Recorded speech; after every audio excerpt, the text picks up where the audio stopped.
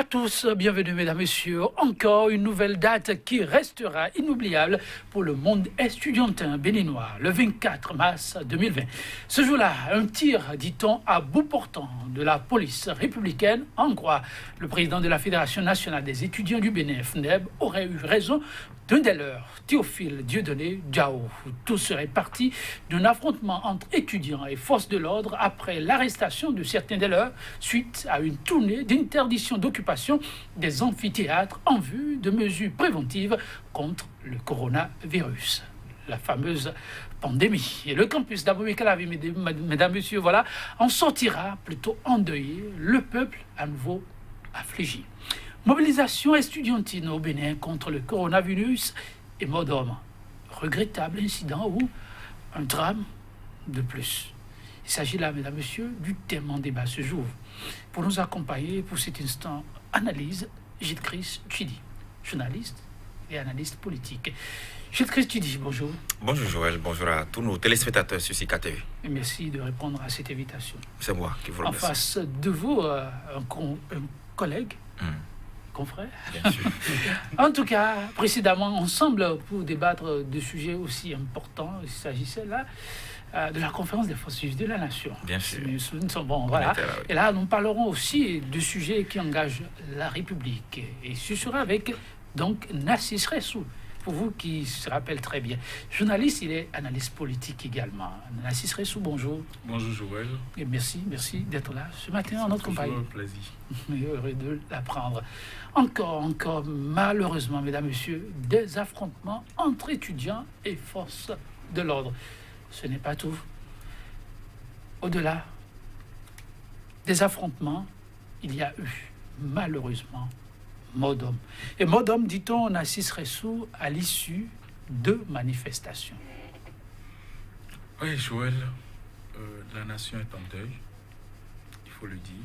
Il ne faut pas attendre souvent qu'on ait des dizaines de vies perdues pour pouvoir dire qu'on est en deuil. On est en deuil parce qu'un fils du pays, malheureusement, ce n'est pas sur sa moto il conduisait, a été fauché par un accident de circulation. Il n'a pas été malade et ses parents ont investi dans un hôpital pour qu'il s'en sorte. Non. L'espoir d'une famille est allé dans un lieu d'études ou pour devenir quelque chose pour ses parents et pour lui-même. Et finalement, c'est sous les coups de feu qu'il tombe. Et il tombe pour quelle raison, dit-on? Il fuyait. Il paraîtrait qu'il fuyait. Il fut quoi? Il fut la police de son pays qui est censée le protéger. Il fut quoi? Il fut des affrontements entre la police et ses collègues étudiants. Et malheureusement, il va perdre la vie. C'est extrêmement triste pour qu'on puisse dire que la nation est en deuil parce qu'à l'université nationale, comme le disait l'autre père à son âme, que on est dit à l'avant. C'est-à-dire c'est le chapeau du pays. Qu'on puisse tomber dans ce lieu pour ces raisons de survie. Parce que des étudiants qui sont en train de fuir un affrontement qui tombe. Mais qu'est-ce qui amène l'affrontement? Ils sont en train de fuir un virus. Mais malheureusement, le virus qui va vite les tuer, c'est le coup de feu. J'ai un peu le souffle coupé. C'est du sérieux, ça il faut le mentionner. Mais officiellement, on suit ces faits. Jusqu'à présent, on n'a pas pu encore avoir la version de la police républicaine. Les étudiants eux-mêmes ont souligné, s'agit-il de balles réelles, balles en cachot, mais ce qui est sûr, un coup a été tiré. Et l'étudiant aura succombé. Une balle perdue. C'est un peu là les faits et c'est effectivement douloureux. Sur les faits, quel est votre regard? Si nous avions été dans une cérémonie officielle, quelque part, j'aurais demandé 1 minute de silence en la mémoire de ce digne fils du pays qui est tombé. Et puisque dans le milieu audiovisuel, il y a ce qu'on appelle le blanc lanterne, je voudrais tout de même saluer sa mémoire et lui souhaiter que la terre lui soit légère. Je pense que c'est suffisamment inadmissible que pour une raison ou pour une autre, qu'on en arrive à enregistrer une mort d'homme, et pas parce qu'il est tombé malade, pas parce qu'il a fait un accident, mais parce qu'il a été abattu, volontairement ou involontairement, quelle que soit la raison. C'est inadmissible. Et c'est suffisamment grave pour qu'on puisse reconnaître que on est en train, depuis quelque temps, de prendre une direction qui n'est pas bonne. Et il faut avoir le courage de le dire. Le point de départ de tout ceci, dans le cas d'espèce, c'est pour des raisons de santé publique. On va peut-être revenir là-dessus tout à l'heure. Oui. Mais comment cela se fait-il qu'on puisse dire les hommes en armes, la police républicaine, dont le rôle est de protéger la population. D'ailleurs, on a longtemps entendu les forces de l'ordre appeler à une collaboration, à un partenariat avec la population. Comment cela se fait-il que pour une raison ou pour une autre, on en arrive à ce que quelqu'un décède? C'est suffisamment grave. Après, moi je ne voudrais pas savoir qui a raison, qui a tort, qui n'a pas. La police est suffisamment armée pour neutraliser qui que ce soit. On ne parle pas là d'un terroriste. Pas forcément besoin de faire recours à l'arme. Non, ils ont beaucoup d'autres techniques. Je crois même que dans le dispositif de formation des policiers, il y a toutes les techniques possibles pour que vous puissiez maîtriser quelqu'un qui semble vous tenir tête sans même faire usage de votre arme. Alors, quel est ce manque de sang-froid qui conduit à la mort d'un homme, d'un jeune garçon, qui, plus est, constitue une fleur? Vous voyez, personne ne peut dire quelle est sa destinée, lui. On ne sait pas si c'est un futur président de la République qui vient de tomber. On ne sait pas si c'est un futur... Je ne sais pas. C'est un cadre potentiel. Étant donné que nous sommes là dans un milieu universitaire, ça veut dire quoi? Ça veut dire le plus haut lieu du savoir, comme on le dit très fréquemment. C'est suffisamment grave. Et je crois qu'il va falloir que tout le monde puisse réfléchir pour se demander quelle est cette direction-là qu'on prend, ou pour un moindre pépin, on fait usage des armes et des gens tombent. C'est terrible. Vous revenez sur un aspect qui revient souvent depuis peu. Nassis Rechou, vous n'êtes pas des hommes en armes pour comprendre certaines subtilités de ces hommes, mais le citoyen que vous êtes, analyste, observateur de la vie sociopolitique, pensez-vous sérieusement, Nassis Rechou, qu'il faille revoir l'approche entre forces de l'ordre et manifestants désormais en République du Bénin, ou outiller autrement les hommes en uniforme en termes d'approche pour régler les problèmes de violence qui se posent?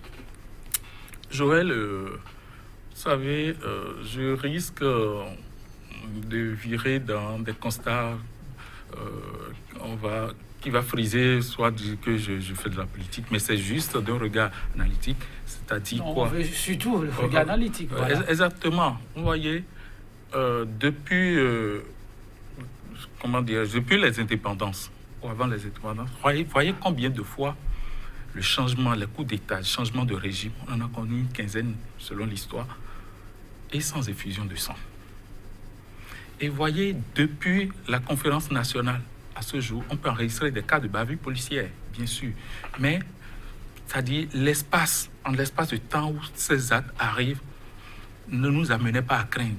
Et à l'époque, ou bien au moment où ça se passait, quelques rares fois, je crois qu'il y a assez de voix qui se lèvent pour incriminer, pour décourager de ces genres d'actions. Mais je suis malheureusement en train de constater, je ne sais pas si c'est le cas, que ça devient une mode de gouvernance. Parce qu'en l'espace de 4 ans, on est en train de chiffrer des morts dans mon pays, dans notre pays. Et pourquoi la vie humaine est devenue une si banalité, une chose aussi banale? On dirait qu'on est devenu des insectes sur lesquels on amène des arsenals. Oui, mais là, est-ce qu'on n'est pas en train d'apprécier les faits? Non, pas du tout, pas du tout. Je dirais, il n'y a que quelques mois. On comprend que c'était... Les événements, il y a eu beaucoup... auxquels vous voulez faire allusion, c'était aussi exceptionnel. Exceptionnel. Et donc, il n'y a pas eu dans ce pays des événements exceptionnels. Il n'y a pas eu dans ce pays. Regardez le 4 mai 2015, le 3 et 4 mai 2015, ce qui s'est passé dans ce Cotonou-là. Ah oui, c'est vrai. C'est vrai. On a un mandat de Yahi Boni.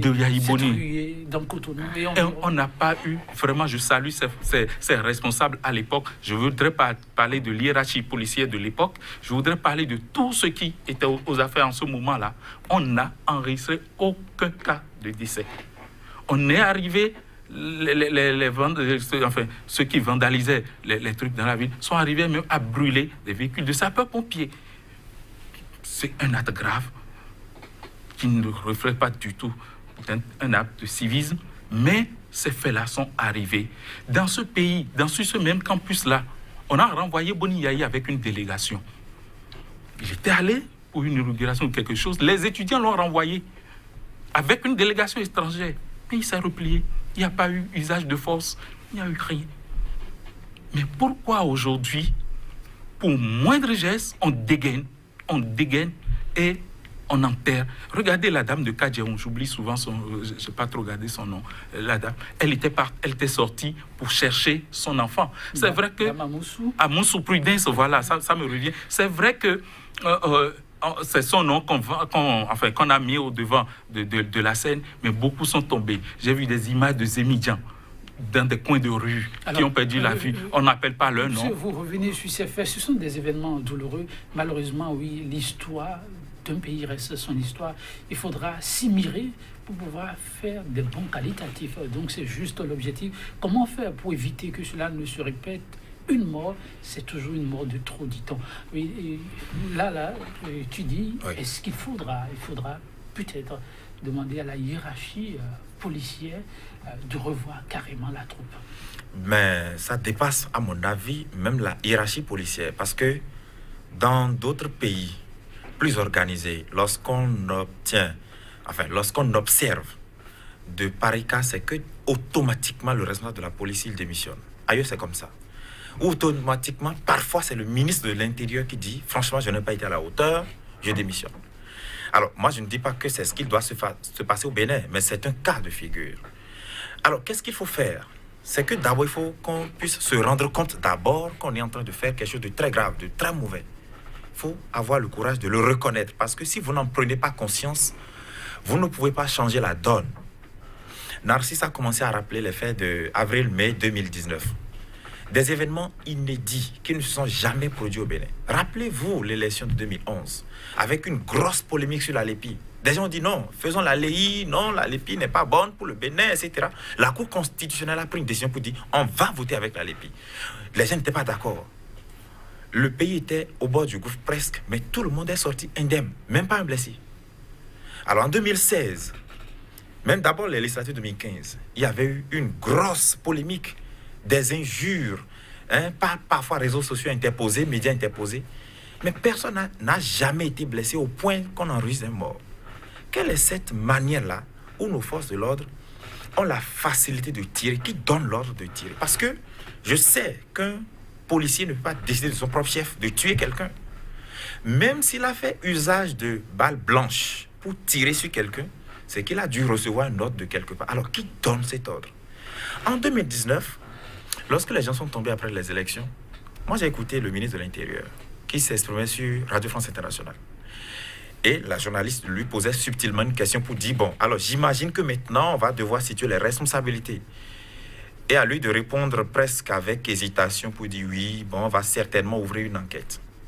Jusqu'à présent, vous avez connaissance d'une quelconque enquête où on a écroué un policier parce qu'il avait tiré maladroitement sur des citoyens? Non. Vous voulez dire que c'est parce que justement de suite à cette enquête ouverte justement pourrait motiver sur à quoi on assiste. Évidemment, c'est comme un feu vert.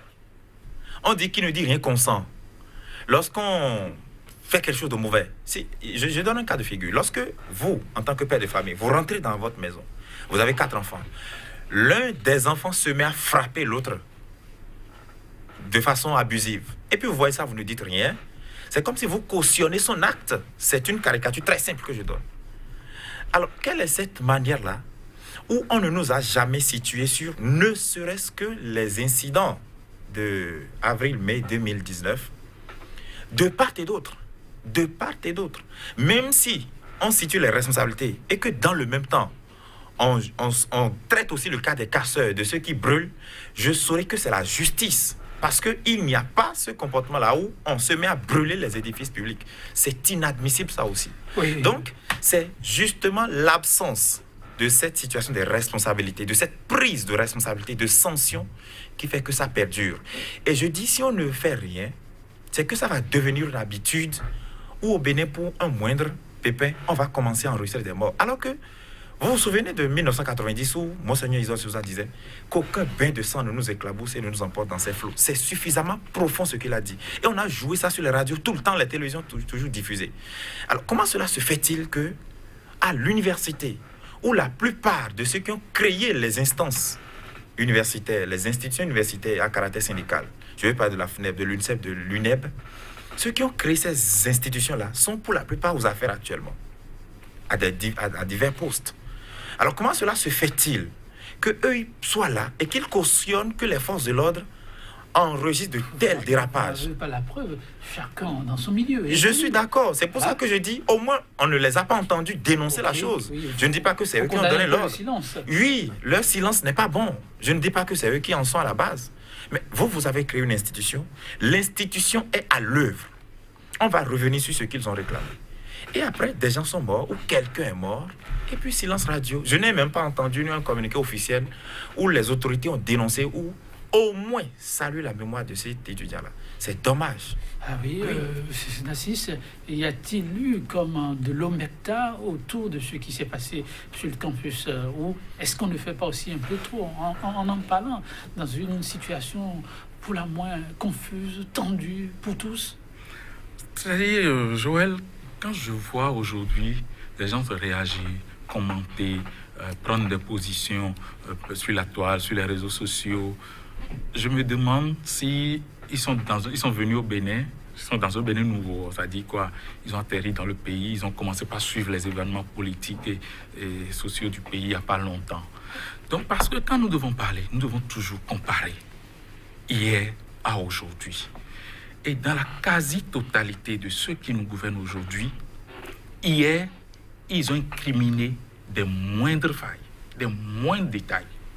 Mais aujourd'hui, on s'y plaît, il y a une complaisance totale, on ne dit rien. Matin à Soba, si on avait seulement enregistré un seul mort dans la fin du régime Boni Yahi, vous savez ce qui allait se passer dans ce Bénin-là, quand il y a eu tellement les marches, les mouvements, en un point fini, si ils arrivaient à l'époque à obtenir un seul décès. Je dirais même, aujourd'hui, du point de vue analyse, qui avait cette quête-là hier, d'avoir un motif pour dire, il a dépassé les limites, il a dépassé les bornes. Voyez ce qu'il a fait, il a tué quelqu'un. Aujourd'hui, on en a tué plusieurs. Mais on s'y plaît, il y a une complaisance totale. Les ONG, la société civile et nous-mêmes journalistes. Je vois que j'ai accepté de venir sur ce sujet parce que j'ai écrit sur ma page Facebook que voilà un drame à l'UAC, mais la presse béninoise n'en parlera pas. Des confrères sont venus en inbox, d'autres dans le commentaire pour dire écoute, toi tu n'es pas journaliste. J'ai dit ok, j'aurai l'occasion d'en parler. J'en parle. Et nos confrères également. Vous pensez que la presse a été très silencieuse par rapport à ça? Finalement, vous voyez, les gens l'évoquaient, c'est-à-dire de façon subtile, parce qu'ils ont peur d'en parler. Il y a une psychose générale. Les gens ne sont plus libres de s'exprimer, de dire ça ne va pas. Mais c'est une honte, c'est une honte pour nous qui sommes de la presse et qui aujourd'hui, devant ces gens de détails, ne trouvons pas le courage de dire non, nous vous supportons, nous sommes avec vous, mais ça là, c'est pas bon. Ils n'ont pas l'audace de la vérité. Et c'est triste. Oui, la presse aura-t-elle, une fois encore, manqué de jouer un rôle important? Justement, ailleurs, la presse est un pouvoir.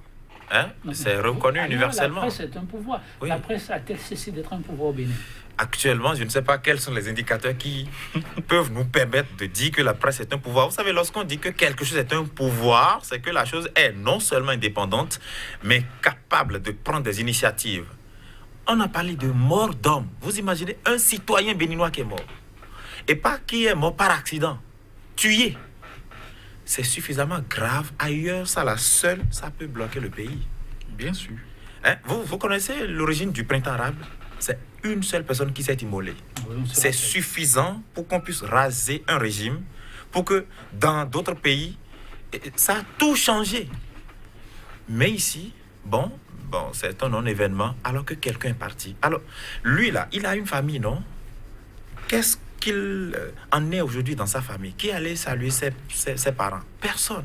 Qui va le ramener pour qu'il puisse assurer ne serait-ce que sa responsabilité en tant que fils d'une famille? Lorsque vous allez à l'université, toute votre famille fonde son espoir sur vous.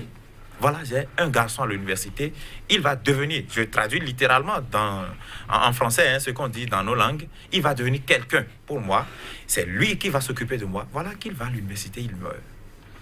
Et il meurt comment? Il meurt sous les coups de feu de l'armée ou de la police républicaine. C'est inadmissible. On attend toujours d'avoir les preuves sur le compliment, mais c'est vrai qu'il... Alors, la question qui me vient à l'esprit, c'est celle des franchises universitaires, longtemps débattue. Faudra-t-il revenir en définitive sur cette question-là? Non, c'est du leurre. Pourquoi je dis du leurre? Vous savez, bon, franchise universitaire, c'est parce qu'il y avait des luttes estudiantines que j'ai connu cette expression. Sinon, j'en savais, j'étais étudiant, oui. Mais parce que les gens réclamaient cela à tort et à travers, et puis de tort et à travers, pardon, à l'époque, donc, franchise universitaire. Et c'est pourquoi je dis que je ris quand je vois des gens aujourd'hui dans des positions données, parce que c'était dans des réclamations des hommes politiques, à Moussou Bruno, à l'Étoile Rouge. Sur la question qui s'est posée actuellement, vous pensez que les hommes politiques n'ont suffisamment pas fait? Non, pas du tout. C'était des points de revendication dans les luttes à la fin du régime de Boni Yayi. Les Oden à Ladati, ils sont où? Le discours, les points de revendication, il y avait la franchise universitaire dedans. Et ces étudiants, Habib, je l'ai réclamé sur ma page Facebook également, Habib Arandessi. J'ai dit, mais où sont-ils pour aujourd'hui donner de la voix? C'est une figure de poutre quand même à l'université. Quelqu'un m'a dit, c'est lui l'institution, mais je ris. Mais c'est des gens qui ont pris le devant d'une lutte. Mais aujourd'hui, devant ces drames, franchise université, mais dès que le régime de Boni Yayi a fini, vous avez vu, les pick-up sont positionnés dans la maison. Après, il y a eu quelques remous, c'est venu au portail, c'est resté là. Ça dit quoi? Il y a l'art de négocier, l'art c'est-à-dire d'établir les partis pour avoir un consensus raisonnable à manquer, c'est la dictature, c'est-à-dire c'est la loi du plus fort, c'est-à-dire on ne veut plus rien concéder. Et je m'en vais souvent même dire que on tire à volonté, c'est une analyse, pour éviter le pire, c'est-à-dire quoi, comme Gilles Christ le disait, c'est parti de rien du tout. Donc, on installe une psychose. C'est une analyse. Hein. Oui, je vais le dire en fond et revenir aussi en français. Mais au et là, comprendre que c'est un point de vue. On crée une psychose, on crée une peur. Donc, je dirais, on n'a pas peur que ça tombe, parce que ça va servir de leçon. Mais c'est grave là où nous allons. Je veux croire que cette fois-là, que vous vous êtes trompé d'analyse. Parce que si c'est éventuellement ce qui est pensé, ce serait bien dommage pour la République. Alors, Gilles Christ, sur la question de franchise, faudra-t-il y penser à nouveau? Vous savez, selon la franchise universitaire, les forces de l'ordre ne devraient pas rentrer dans l'enceinte de l'université sans l'accord des étudiants. Mais bien avant ces événements malheureux, les policiers républicains se sont installés à l'université comme s'il s'agissait de leur camp militaire. Et ça ne date pas de ce régime. C'est une très vieille habitude dans l'université d'Abo et Calavi où les policiers prennent siège là depuis des années. Les étudiants ont toujours dénoncé ça, mais ça a toujours continué. Vous savez, Joël, je vais être honnête avec vous.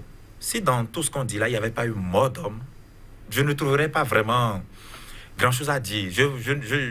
Je ne trouverais même pas matière à ce qu'on débatte sur la question. Tu diras que c'est d'ordinaire. Oui, parce que on a toujours dénoncé les mêmes choses pendant des années. Et puis, pendant les régimes précédents, on a toujours vu les mêmes choses. Une répression très violente, mais jamais de mort d'homme. Si c'était le même scénario où la police est intervenue, on peut peut-être apprécier maintenant pour se demander est-ce qu'il faut intervenir, vu ce qu'on est en train de réclamer. Mais si des gens meurent, Ah, mais c'est grave. C'est grave. On ne peut pas se mettre à tirer sur tout le monde dans le pays. Il faut qu'on soit en sécurité. Certainement que ce n'est pas bien l'idée et que ce qui est arrivé, c'est un incident. On espère que vraiment ça ne va pas se reproduire. C'est vrai que c'est comme une suite d'autres événements malheureux. On attend toujours la police républicaine, la hiérarchie, bien entendu, pour apporter la lumière qui s'impose. Mais ce qui est plus que triste, l'homme parti dans ces conditions ne reviendra pas. Une perte donc pour toute une nation, au-delà de la famille. Alors, la Fédération nationale des étudiants du Bénin, pour revenir, mesdames, messieurs, au fait, dans le but, disait le bureau, de limiter la propagation du coronavirus, est allé demander la suspension des cours le lundi 23 mars 2020 dans certains amphithéâtres à l'UAC. Mais le mardi matin, il s'est fait, ça je cite toujours le bureau, que certains enseignants ont malgré tout programmé des cours. Alors, des étudiants ont été envoyés pour chasser leurs camarades, mesdames, messieurs, des amphithéâtres. Et d'après la note du BE Flash, des agents de police ont alors débarqué et ont arrêté 3 étudiants. Ce sera, Narcisse, sous la goutte d'eau qui aura fait déborder le vase. On apprécie les faits. Je voudrais concéder à tous ceux qui pensent que les étudiants doivent savoir raison garder, c'est-à-dire que l'hiérarchie, le gouvernement a dit c'est le 30, c'est-à-dire restez là. Je voudrais leur concéder cette opinion-là, d'accord? Mais par ailleurs, quand vous commencez par analyser le manque de sérieux qui se traduit, le manque de sérieux des mesures, des communiqués, que ce soit du Conseil des ministres, que ce soit du recteur, que ce soit de tout ce qui est entité dans le secteur, le manque de sérieux, vous demandez, en fermant même des églises, vous demandez à ce qu'il n'y ait pas de regroupement de 50 personnes, plus de 50. Vous demandez à ce qu'il y ait une distance d'1 mètre. Et vous avez mis tout ça là dans des communiqués. Et quand vous arrivez à écrire dans un communiqué sur le campus que les regroupements de plus de 50 personnes sont interdits, alors que dans les amphithéâtres, c'est plus de 500. C'est parfois pas des milliers, c'est plus de 1000. Dans cette période sensible où tout le monde a peur parce qu'on a un virus extrêmement malin. Il est extrêmement malin, comme le nom du diable, même malin. Il est là, il progresse sans que vous ne vous en rendiez compte. Donc du coup, la mesure adéquate à prendre, c'est de refuser réellement tout attroupement. Imaginez l'élève de 18 ans. Jusque-là, il y a polémique sur sa nationalité. Il a dit que c'est un Ivoirien. Ivoirien qui fréquente au Bénin. Il est venu au Bénin. Quoi? Dans tous les cas, c'est un élève. Imaginez un instant cet élève contaminé par ses parents, en situation de cours. Il contamine ses autres camarades de classe et c'est fini, la pagaille. Chaque enfant, chez lui, transmet le virus. Donc, c'est tout logique de demander à ce qu'on vide les écoles, qu'on vide les salles de classe, qu'on vide les lieux d'attroupement. Donc, la démarche en soi, à votre avis... Donc, ça devient une question de vie ou de mort. Vous savez ce qui se passe en Europe et dans les États-Unis, enfin, dans les grands pays en Italie? On sélectionne qui doit mourir et qui doit vivre. C'est-à-dire? On n'a plus assez d'espace pour contenir les malades, on n'a pas assez de matériel. Donc, on voit parmi les malades qui il faut choisir pour vivre et qu'il faut laisser pour mourir. Et quand on observe ce genre de situation en Europe, quand même, il faut saluer les étudiants dans le démarche. Rapidement. Gilles Christ, quand on prend les faits, pensez-vous que vraiment là, il faut saluer les étudiants? Les étudiants disent, mais plus de cours. Les enseignants. Donc, les enseignants décident de programmer des cours. Ils ont programmé. Il y en a qui ont trouvé utile de prendre part à ces cours. Ils sont venus. Alors, les responsables envoient des étudiants pour aller sortir les camarades qui sont allés suivre les cours d'amphithéâtre. La police qui intervient et qui récupère 3 figures de proue. Et puis, ça commence l'affrontement. Oui. Les étudiants avaient-ils vraiment procédé de la sorte? Je voudrais rappeler une fois encore, parce que la répétition est pédagogique, que nous sommes en train de parler là d'un virus qu'on appelle le coronavirus, le Covid-19. Ça fait des milliers de morts dans les pays occidentaux. Ça vient en Afrique. Ça a commencé à faire des ravages. Le Burkina Faso, qui est au nord du Bénin, a plus d'une centaine de cas déjà. Le Sénégal, le Togo, le Nigeria, le Niger, chacun de ces pays-là a au moins un cas. Quand je le dis, c'est de l'euphémisme volontaire que j'emploie. Pour vous dire que le monde entier est en crise. Une crise sanitaire. Le président français Emmanuel Macron a dit « Nous sommes en guerre. En guerre contre un ennemi invisible qui n'a pas de passeport, certes, mais qui se déplace et qui va où il veut. » Lorsqu'on voit ça, et tous les pays environnants, limitrophes du Bénin, ont tout fermé, écoles, universités, églises, mosquées, tout ça, c'est le cas au Togo, c'est le cas au Niger, c'est le cas au Burkina Faso, au Nigeria, etc. Et que le Bénin, dans cet environnement, ne l'a pas fait. C'est même le week-end passé qu'on a fermé les églises et les mosquées, et ça s'arrête là. C'est tout de même logique, et vous l'entendez certainement dans l'opinion, qu'on puisse se demander, mais quelle est cette logique où le Conseil des ministres, à juste titre, le Conseil des ministres extraordinaire, à juste titre, du 17 mars, disait plus de regroupement de plus de 50 personnes. Distance 1 mètre. Ça, ce sont les recommandations de l'OMS, mais que le gouvernement a relayées. Pour ses concitoyens, c'est à juste titre. Le recteur de l'université d'Abomey-Calavi, le professeur Maxime Dacruz, prend une note et dit tous les regroupements de plus de 50 personnes sont interdits. Lorsqu'on finit de dire ça, et que dans le même temps, quand on dit regroupement, c'était peut-être ce qu'on n'a pas précisé dans tous les papiers qui sont ou dans toutes les notes qui sont prises, on n'a pas dit ce qu'on met dans regroupement. Est-ce que lorsque dans un amphi, 2000 personnes s'asseyent, des gens viennent au cours à 4 heures du matin, à 2 heures, pour s'assurer qu'ils ont une place dans l'amphi, est-ce que ça là, ça c'est pas un regroupement ou bien c'est un problème de français? Je ne comprends pas. Donc, il se posait un problème de logique. Et les étudiants se sont levés, les responsables étudiants se sont levés pour dire allons empêcher la tenue des cours. Je peux donner raison à ceux qui disent ce n'est pas leur combat. Je peux donner raison à ceux-là. Parce qu'on peut se dire, bon, est-ce qu'ils ont un mandat décisionnel? La réponse est non. Mais dans le même temps, pourquoi la FNEP vit? Pourquoi l'UNICEF existe? Exactement. Pourquoi l'UNEP existe? C'est pour défendre les étudiants. Et dans le cas d'espèce, ils ne sont pas allés dire nous voulons des allocations universitaires, même s'ils le disaient, ils auraient raison quand même. Ils ne sont pas allés dire nous voulons de l'argent pour nous. Ils ont dit n'allons plus au cours parce que nous allons tomber malades.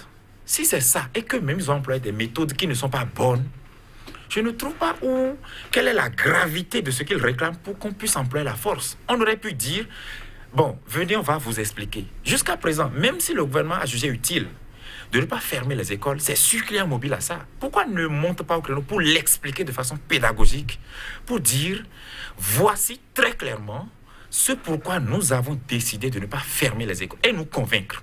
Ça fait au moins 4 fois, bon, pour ne pas exagérer, que moi j'ai vu Macron sortir pour parler. Le président Macky Sall, le mardi de cette semaine-là, il a rencontré l'ensemble de la classe politique toute la journée, en direct sur la télévision nationale, où il consultait tout le monde. Alors vous, qu'est-ce qu'on peut faire pour gérer? Vous, tout le monde. Mais comment cela se fait-il que dans un contexte où le monde entier est en crise et que tout le monde prend soin de lui, est en alerte et que le gouvernement dit prenez soin de vous, comment se fait-il que des gens commencent à mourir et pas du virus? C'est là où c'est un peu bizarre. C'est pour ça que je dis que sur le fond de la question, peut-être même que les étudiants ont tort. Je dis peut-être même qu'ils ont tort en se mettant dans la posture des gens qui défendent quelque chose qui les dépasse peut-être. Parce qu'ils ne sont pas des spécialistes, ils ne sont pas des virologues, ils ne sont pas épidémiologistes. Je peux même concéder à tous ceux qui pensent qu'ils ont tort. Oui, d'accord, ils ont tort. Mais quand ils ont eu tort, quelle est la méthode scientifique? Puisque nous sommes à l'université. À l'université, c'est la science, c'est les preuves, on démontre. Comment a-t-on démontré à ces étudiants qu'ils sont dans le mauvais chemin pour les convaincre, pour leur parler, pour dire bon, alors, venez, on va vous parler, vous êtes des responsables étudiants, voici ce pourquoi on ne peut pas fermer l'université. Plutôt que d'envoyer la police pour commencer à tirer. Non, c'est pour ça que je trouve que franchement, la réplique n'a pas du tout été proportionnelle au forfait. S'il faut qualifier leur démarche d'un forfait, parce que je dis volontiers, je veux croire qu'ils ont mal agi, Je trouve que la réplique a été suffisamment inadéquate et c'est là que le bas blesse. Alors, réplique un peu disproportionnelle, mais malheureusement, il y a aussi une autorité, comme on le dit, sans pour autant vouloir forcément trouver la bête noire, là où peut-être elle n'existe pas. Lorsqu'il y a eu cette intervention avec ces arrestations, on aurait pu aussi procéder autrement en tant qu'étudiant. Lorsqu'on se retrouve en situation difficile et qu'il y a l'un qui veut jouer la sourde oreille, il faut que l'autre quand même sache raison garder. Joël, nous sommes dans un nouveau Bénin où c'est à 6 heures du matin qu'on débarque chez vous, peut-être habillé en uniforme, sans mandat d'arrêt. Aujourd'hui, au Bénin, on ne vous envoie plus convocation. Vous êtes, on vient chez vous à 6 heures du matin, on vous cherche comme un djihadiste, comme un braqueur. Donc, quand on a quitté c'est-à-dire la voie de la justice, la voie du droit, quand on a quitté tous ces sentiers, vous pensez que la lutte ne réclame pas la liberté? La lutte... Vous voyez, c'est que là, c'est une question de liberté qui se Évidemment, regardez comment on arrête les étudiants. Envoyez-leur une convocation. Si vous voulez même qu'ils vous collent la paix, envoyez-leur une convocation, ils vont fuir. Ou bien ils iront chercher un avocat. Et ça va commencer. Mais non, on débarque chez eux. On les prend. Je ne sais pas, ce sont des braqueurs, des djihadistes. On est où? On est finalement où? Vous êtes formel, la police n'aurait pas... La méthode aujourd'hui d'arrestation dans le pays inquiète. Quelle est cette nouvelle méthode? Ça vient d'où? On ne comprend pas.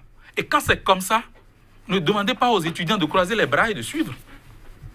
C'est vrai que la violence n'est pas la chose la mieux souhaitée, non. Mais ça, ce qui arrive, ce qui se passe, doit amener les autorités policières, la hiérarchie, le chef de l'État, son gouvernement, et tout le monde à réfléchir pour se demander, est-ce que c'est la bonne méthode? C'est quoi? On est où? On est dans le Sahel? On est au nord du Niger? On est où? Pour qu'on aille chercher les gens militaires comme ça. Il faut qu'on arrête avec ça. Et cette méthode-là a commencé, personne ne dénonce ça. Plus aucune voix dans ce pays pour dire, mais non, ça ne correspond pas aux normes. Les associations de droits de l'homme, c'est pourquoi je dis, mais Alcré, Martin Assoba, il est où? Il est toujours dans ce Bénin? Il est toujours Martin Assoba? Les institutions internationales, la CPI, mais ils sont où? Pourquoi ça se passe comme ça au Bénin? Un pays qui a dit qu'il est démocratique. C'est pourquoi je dis toujours, dites-nous qu'on n'est plus en démocratie, qu'on a arrangé ça, et que les gens savent que ce pays n'est plus démocratique, et qu'on laisse, et que chaque citoyen sache que, bon, nous ne sommes plus en démocratie. Mais si, tant est que c'est la loi de la démocratie, la gouvernance démocratique, si c'est sous cette bannière-là que nous sommes, alors qu'ils souffrent, que nous puissions nous indigner pour dire halte, arrêtez, c'est pas bon. Et si parfois la violence intervient dedans, ils doivent comprendre que ce sont eux les responsables et non ceux qui se sont révoltés. Je pense que il ne faut pas faire la sourde oreille, il ne faut pas aussi faire preuve de myopie intellectuelle. Les étudiants sont généralement caractérisés par une certaine violence, parfois inouïe. Si dans le cas d'espèce, ils étaient allés brûler les bus universitaires, ils étaient allés brûler des édifices, je les aurais condamnés jusqu'à la dernière rigueur. Parce qu'il n'y a pas ce civisme-là qui amène ou qui autorise quelqu'un à brûler les biens publics, les bâtiments publics. Dans le cas d'espèce, en tout cas à ma connaissance, ce n'est pas fait. Si c'est le cas, je condamne cela. Si ce n'est pas le cas, eh bien, je ne sais pas comment on en est arrivé là. Je voudrais dire que si on en arrive à agir de la sorte et que des instituts internationaux, des institutions internationales font des rapports et nous déclassent, ne soyons pas surpris après, parce que j'entends bien souvent qu'on dit, mais pourquoi ce rapport? Non, non, c'est pas vrai. Ne soyons pas surpris. Là, maintenant, on vient de le dire avec un fait factuel. Ne soyons pas surpris après qu'on nous déclasse dans les classements. Voilà, on a parlé de la presse ce matin. Si après, Reporters sans frontières nous déclasse dans ses calculs, qu'on ne soit pas surpris de tout ce que nous faisons, de nos comportements. Je voudrais aussi dire que les étudiants devront comprendre à partir de maintenant que les choses ne sont plus forcément comme avant et que le contexte n'est plus pareil. Parce qu'il ne sert à rien de continuer à agir avec les mêmes méthodes pour se faire tuer. Si désormais vous savez que celui qui est en face de vous utilise une force qui vous dépasse, changez de méthode. Moi, je ne sais pas, on n'est pas obligé de toujours réclamer par la force, aller chasser les gens de leur amphi. Parce qu'il y a aussi une logique. Ben, si on dit qu'il y a maladie, vous savez, même dans les écoles du cours secondaire, des parents ont décidé de ne pas envoyer leurs enfants à l'école depuis que la crise a commencé. C'est un choix responsable. C'est-à-dire, ils assument. Alors, être étudiant, c'est aussi apprendre à dire non, parce que nous sommes à l'université. Et l'université développe vos cerveaux à remettre tout en cause. L'université vous prépare à bouleverser vos certitudes. On vous a appris au collège ceci.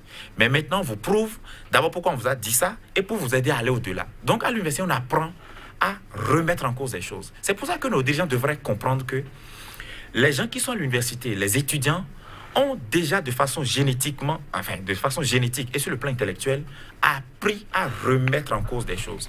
Qu'on souffre de les voir faire ainsi, mais que les étudiants eux-mêmes comprennent qu'il n'y a pas cette civilisation-là. Je ne sais pas si, je l'ai encore dit, si dans le cas des faits, ils ont cassé, mais il n'y a pas ce comportement ou cette façon de réclamer où on casse des choses. Et qu'ils sachent que les choses ont changé et que désormais, lorsqu'ils ne savent pas comment faire, ça peut virer au drame. Donc, qu'ils prennent soin d'eux, qu'ils se ressaisissent, qu'ils laissent le choix parfois à chaque étudiant de manquer le cours s'il lui faut passer. C'est-à-dire, je suis sûr qu'à l'université, tous les enseignants ne vont plus faire des cours. Il y a des gens, des enseignants qui ont dit « Moi, je ne fais plus cours parce que je crains pour ma santé ». Nous parlons d'un virus qui se déplace à une vitesse exponentielle. Il suffit que dans un amphi de même 10 places, si une seule personne est infectée, c'est fini pour l'université. Donc, des enseignants ne vont plus au cours. Il va falloir que les étudiants eux-mêmes fassent maintenant un bilan.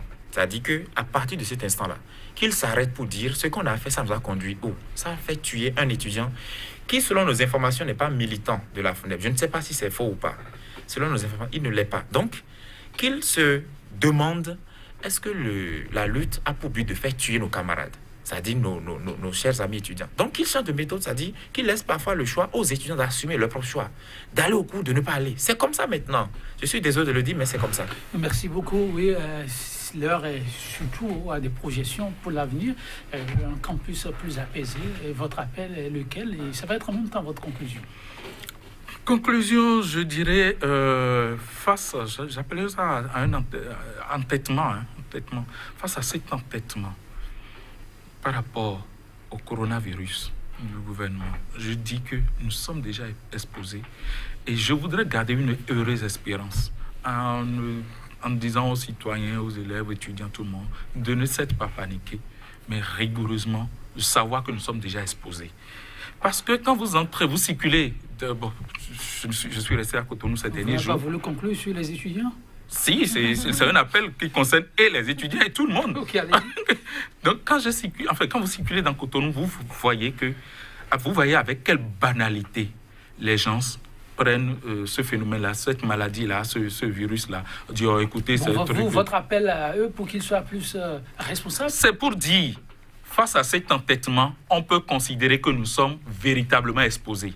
Donc, s'amuser encore serait encore grave. C'est bien d'aller lutter, de dire, fermons les écoles, les amphithéâtres, et de ne pas prendre des dispositions après, de ne pas rester chez soi, d'aller se balader, d'avoir des comportements déconseillés par ces temps-ci. Donc, l'appel, s'il y a un appel à lancer, c'est que nous sommes déjà et que chacun prenne au sérieux les consignes données et qu'on les suive à la lettre. 15 secondes. Oui, 15 secondes. Je voudrais croire que ce sont des policiers zélés qui ont tiré sur les forces de l'ordre, enfin sur les étudiants, pardon, et que ces policiers-là répondront de leurs actes. Je voudrais croire vraiment qu'ils ont exagéré eux-mêmes et que la hiérarchie, les autorités politiques prendront leurs responsabilités. Si tu vois ça, ce serait un miracle. Je ne voudrais pas croire que ce sont les autorités politiques qui ont demandé ça. Merci à vous, Gilles Chidi. Merci également à vous, Nassis Ressou, chers téléspectateurs. Une fois encore, grand merci au réalisateur qui nous a accompagnés de bout en bout. Enfin, Gandhi pour nous fausser compagnie. La vie, dit-il, mesdames, messieurs, c'est un mystère qu'il faut vivre. Et non, un problème à résoudre quoi qu'il arrive. Prenez donc la vie du bon côté. À très bientôt.